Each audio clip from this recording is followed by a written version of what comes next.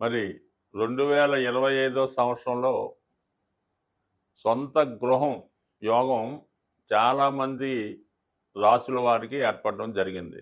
ముఖ్యంగా గురువు యొక్క స్థితి అయితేనే, శని భగవాన్ స్థితి అయితేనే, అలాగే మెయిన్ కుజుని యొక్క అనుగ్రహం చాలా వరకు ఈ రాశుల మీద పడడం వల్ల ఈ రాశుల్లో జన్మించిన వారు ఏ రాశి వారైనా వారికి సరైనటువంటి ఆదాయం ఉండి అర్హత ఉంటే ఏ కొద్దిపాటి ప్రయత్నం చేసినా మీకు సొంత గృహం ఏర్పడుతుంది. మరి ఆ సొంత గృహం ఏర్పడాలంటే మీరు చేయవలసినటువంటి రెమెడీస్ ఏం లేదు. జ్యోతిష శాస్త్రరీత్యా కుజుని యొక్క బలం ఉంటేనే జాతకంలో వాడు భూమి కానీ గృహం కానీ ఏర్పాటు చేసుకోగలడు. అంటే ఒక విధంగా కుజుడు ధైర్యాన్ని ఇస్తూ ఉంటాడు. ఒకడు నెలకి 2 లక్షలు సంపాదించిన ఇల్లు కొనుక్కోవడానికి అసలు ధైర్యం చేయలేకపోతుంటాడు. మనం ఇన్స్టాల్మెంట్ కట్టగలమా, ఒకవేళ ఉద్యోగం పోతే ఏమొద్దని ఇబ్బంది పడుతుంటాడు. వాడు ఎప్పుడూ కొనలేకపోతుంటాడు. అలాగే నెలకు 30,000 జీతం తెచ్చేవాడు కూడా వాడు తాహా తగ్గట్టుగా ఏదో గృహం ఏర్పాటు చేసుకోవడం, దాన్ని ఇంకా ఇంప్రూవ్ చేసుకోవడం జరుగుతుంటుంది. ఏదన్నా కుజ బలం ఇంపార్టెంటు. దాని తర్వాత ఏంటంటే కుజుడి యొక్క అనుగ్రహం పొందాలంటే మీరు అటు సుబ్రహ్మణ్య స్వామి, వేగంగా మనం గృహ నిర్మాణం కావాలంటే ఆంజనేయ స్వామిని మించింది లేదు. మీరు ఒక గట్టి సంకల్పం పెట్టుకొని ఒక 8 మంగళవారాలు ఆంజనేయ స్వామిని తమలపాకులతో పూజించుకోవాలి. ప్రతి వారం కూడా తమలపాకులతో పూజించి మరి ఒక అరటిపళ్ళు కానీ కొబ్బరికాయ కానీ నైవేద్యంగా పెట్టాలి. సంకల్పం వారం వారంకి పెరుగుతూ ఉండాలి. దానికి తగ్గట్టుగా మీరు ఏదో ఒక ప్రయత్నం కూడా చేస్తూ ఉండాలి. అలాగే వీలుంటే కోతులకి, అంటే మనకి కొద్దిగా నగరం అవుట్లెట్స్ గట్టా ఉన్నప్పుడు మరి మెయిన్ రోడ్డు మీద కాకుండా కొద్ది పక్కన తోటలాగా ఉంటే మీరు ఎంత కొనగలిగితే అంత కొంతవరకు అవి మీరు ఎంత బరువు ఉంటారో దానికి తగ్గట్టుగా అరటిపళ్ళు కానీ ఏవైనా ఫ్రూట్స్ కానీ కోతులకి ఆహారంగా పెట్టడం వల్ల మీకు తొందరగా మరి సొంత గృహం ఏర్పడుతుంది. మరి స్త్రీలు ముఖ్యంగా వారి యొక్క కోరిక తీరాలంటే మణిదీప వర్ణన అని ఉంటుంది. దాన్ని సంధ్యా సమయంలో గృహం శుభ్రపరిచిన తర్వాత సాయంకాలం దీపం పెట్టిన తర్వాత మరి చాలా ప్రశాంతంగా మనశ్శాంతిగా ఎటువంటి ఆలోచన లేకుండా ఈ మణిదీప వర్ణన చదవడం వల్ల ఖచ్చితంగా మీకు సొంత గృహయోగం ఏర్పడుతుంది. అలాగే ఈ గృహం కావాలనుకున్న వాళ్ళు మీరు దేనికి వెళ్ళినా వెళ్ళకపోయినా గృహప్రవేశాలకు వెళ్తుండండి. ఎక్కడన్నా ఇల్లు కన్స్ట్రక్షన్ జరుగుతుంటే పరిశీలన బోర్డు పెట్టిన అపార్ట్మెంట్ ఉన్నా మీ దగ్గర డబ్బులున్నా లేకపోయినా ఒకసారి వెళ్ళండి. వాళ్ళని కనుక్కోండి, ఎంత అవుతుందన్నో తెలుసుకోండి, దాని బ్రోచర్లు తెచ్చుకోండి, మీ దగ్గర పెట్టుకోండి. అలాగే మీరు ఒక బిల్డర్తో కానీ ఒక తాపీ మేస్త్రితో కానీ స్నేహం చేసుకొని ఉన్నా లేకపోయినా ప్రతి విషయం కనుక్కోండి. సిమెంట్ రేటు తెలుసుకుంటూ ఉండండి, ఐరన్ రేటు తెలుసుకుంటూ ఉండండి, భూమిలో ఊరికనే తెలుసుకొని ఫ్రెండ్స్కి చెప్తూ ఉండండి. కంపల్సరీగా అదంతా యాక్టివేట్ అయ్యి ఖచ్చితంగా మీకు ఒక గృహం అన్నది ఏర్పడుతుంది. ఏదన్నా మనం ఏ లైన్లో ఉంటే ఏ ప్రయత్నంలో ఉంటే ఖచ్చితంగా అందులో మనకి రాణింపు రావడం జరుగుతుంటుంది. అందుకని మీరు ఈ గృహం కట్టే వాళ్ళతోనో గృహం చుట్టుపక్కల తిరుగుతూ కనుక్కుంటా ఏదో రియల్ ఎస్టేట్ వ్యాపారం చేయకపోయినా అమ్మికొన్నట్టు అందులో రోజుకు 1 గంట చేస్తే ఖచ్చితంగా మీకు ఆ ఇంటికి తగ్గ డబ్బు అదే వస్తుంది, అదే గృహం ఏర్పడుతుంది. కావాలంటే ప్రయత్నం చేసి చూడండి.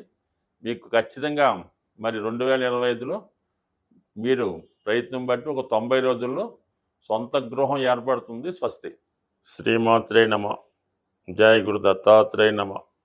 ఈ వీడియోలో మనం 2025 సంవత్సరంలో కర్కాటక రాశి వారు ఏ విషయంలో జాగ్రత్త పడాలి, అలాగే వాళ్ళు స్థిరాస్తి కొనుక్కునేటప్పుడు ఏ విధమైన జాగ్రత్తలు తీసుకోవాలి అన్న విషయాన్ని మనం ఈ వీడియోలో తెలుసుకునే ప్రయత్నం చేద్దాం.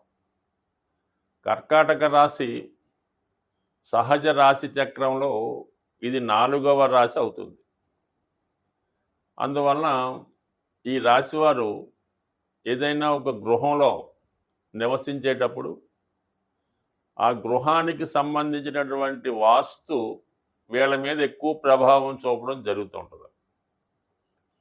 సో అందువలన ఏంటంటే వీళ్ళు జీవితంలో అభివృద్ధి చెందాలి అనుకున్న వాళ్ళు ఒక సొంత గృహాన్ని కొనుక్కునే ప్రయత్నంలో సరైనటువంటి వాస్తు ఉన్నటువంటి గృహం తీసుకోవడం వల్ల మీకు చాలా వరకు అదృష్టం కలిసి వచ్చి జాతకంలో ఉన్నటువంటి గ్రహాలు కూడా మీకు మంచి వాస్తు కలిగినటువంటి గృహంలో నివసించడం వల్ల కలిసి వస్తుంటాయి.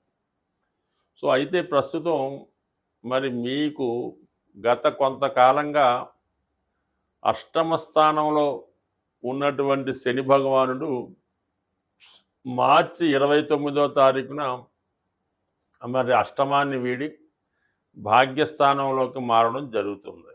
సో దాన్ని బట్టి ఏంటంటే కర్కాటక రాశి వారు చాలా వరకు ఊపిరి పీల్చుకున్నంత స్వేచ్ఛగా ఉంటారన్నమాట. అంటే చాలా కాలంగా ఇబ్బంది పెడుతున్నటువంటి శని భగవానుడు మీకు ఒక మంచి స్థానంలోకి మారడం వల్ల సహజంగా గత 2.5 సంవత్సరాలుగా ఉన్నటువంటి ఇబ్బందుల నుంచి చాలా వరకు మీరు బయటపడి స్వేచ్ఛగా మీరు ఎక్కడికన్నా వెళ్ళే ప్రయత్నం నెరవేరే అవకాశం ఉంది. అంటే ముఖ్యంగా 9వ స్థానం అన్నది విదేశ ప్రయాణాన్ని చెప్తుంది కాబట్టి అక్కడ ఉన్నటువంటి రాహువుతో సుమారుగా 50 రోజులు శని భగవానుడు కలిసి ఉండడం జరుగుతుంది.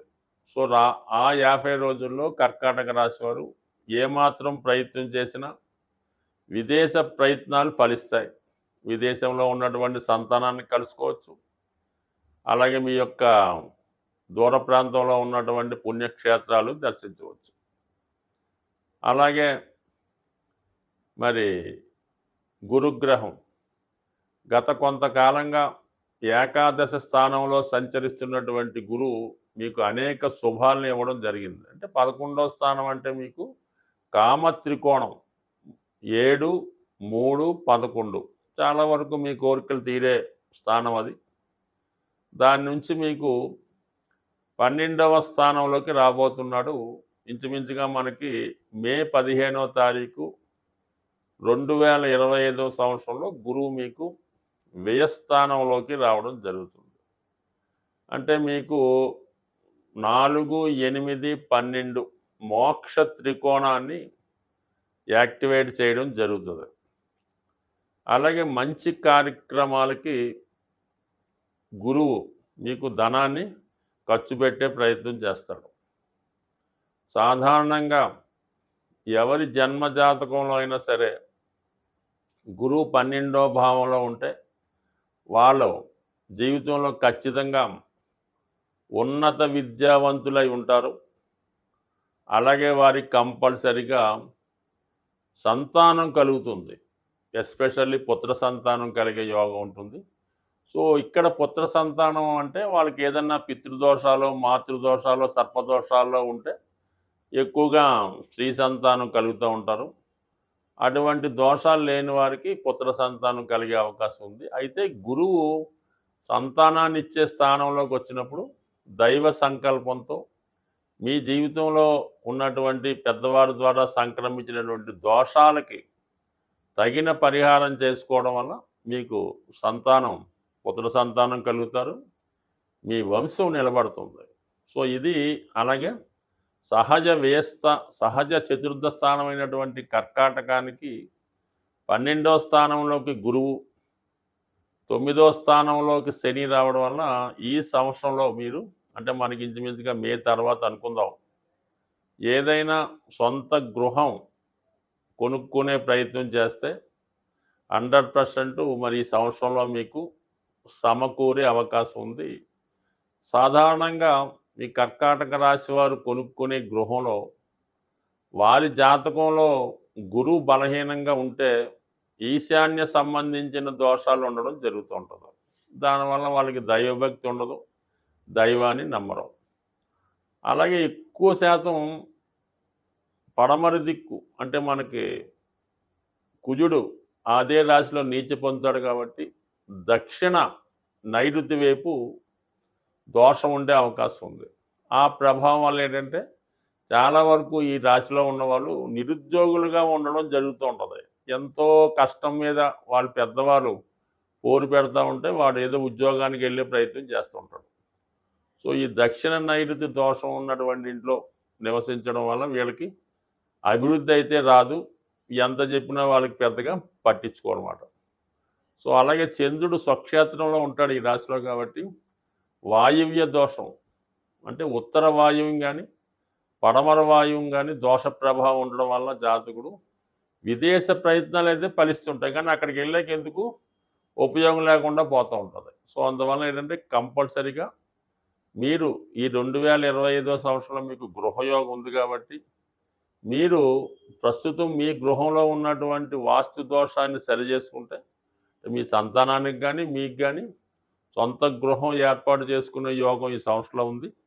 అదేంటంటే ఈ వాస్తు దోషాలు లేని చూసుకుంటే తొందరగా జాతకుడు అభివృద్ధి పడి దాని యొక్క రుణం నుంచి బయటపడి అటు తొందరగా ఎప్పుడైతే కర్కాటక రాశి వారు ఒక ఇంటివాడంటే సొంత ఇల్లు కట్టుకుంటేనే వాడికి పెళ్ళి అయ్యే సూచనలు ప్రస్తుతం కనబడుతున్నాయి కాబట్టి ముందు ఇల్లు కొనుక్కుంటే దాని తర్వాత పెళ్ళి అదే అవుతుంది.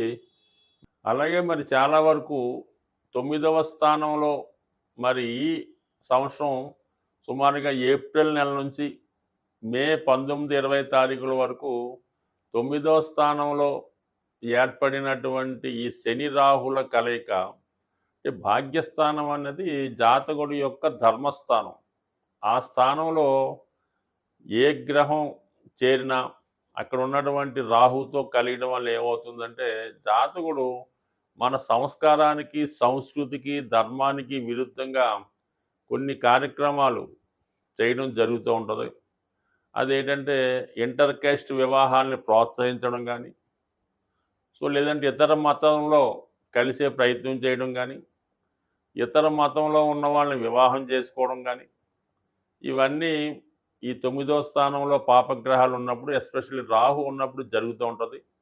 అక్కడ శని భగవానుడు కూడా చేరినప్పుడు అది మరింత బలం అవుతూ ఉంటుంది. సో అందువల్ల ఏంటంటే ఈ కర్కాటక రాశి వారు వివాహం అంటే సాధారణంగా వీళ్ళు పెద్దలు కూర్చుని వివాహం ఎక్కువ శాతం చేసుకుంటూ ఉంటారు.